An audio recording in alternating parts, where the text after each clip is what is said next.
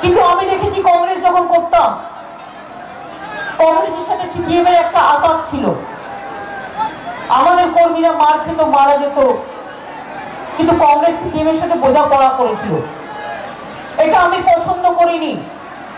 তাই কংগ্রেস থেকে বেরিয়ে গিয়ে আমরা তৃণমূল কংগ্রেস তৈরি করেছিলাম, এবং তৃণমূল কংগ্রেস তৈরি করার পর মনে রাখবেন, বাংলায় যে পরিবর্তন হয়েছে, সেই পরিবর্তন তৃণমূল কংগ্রেস যদি আমরা তৈরি না করতাম, তাহলে বাংলায় সিপিএম কে হাঁটানো সম্ভব ছিল না, কারণ কংগ্রেস বোঝাপড়া করে চলতো। আজকে কেন বলছি, মৌসুম নূরকে বললাম, তুমি কংগ্রেস করে এখানে করবে কি? বাংলায় যারা কংগ্রেস করে তারা তো বিজেপির সাথে আঘাত করে।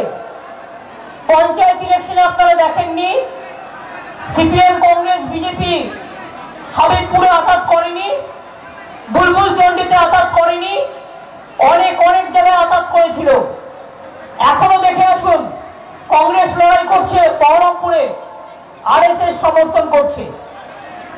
প্রণব মুখার্জির ছেলে লড়াই করছে জঙ্গিপুরে, আরএসএস সমর্থন করছে। আপনাদের এখানকার সিপিএম এর এমএলএ বাবু, তিনি আবার নাকি বিজেপির প্রার্থী হয়ে গেছেন, এবং তিনি এখানে বিজেপির প্রার্থী আবার হয়ে গেছেন। আমি তাকে বলি, এতদিন তো ছিলেন হাবিবপুরে, বুলবুল চন্ডিতে, তো এতদিন ধরে আপনার সরকারি বা কি করেছিল, আর আপনি বা কি করেছিলেন? আর আজকে নতুন করে এমপি হয়ে আবার কি করবেন? আকাশটা জয় করবেন, না চাঁদটা ছবেন, না সূর্যটা ছবেন? কি করবেন?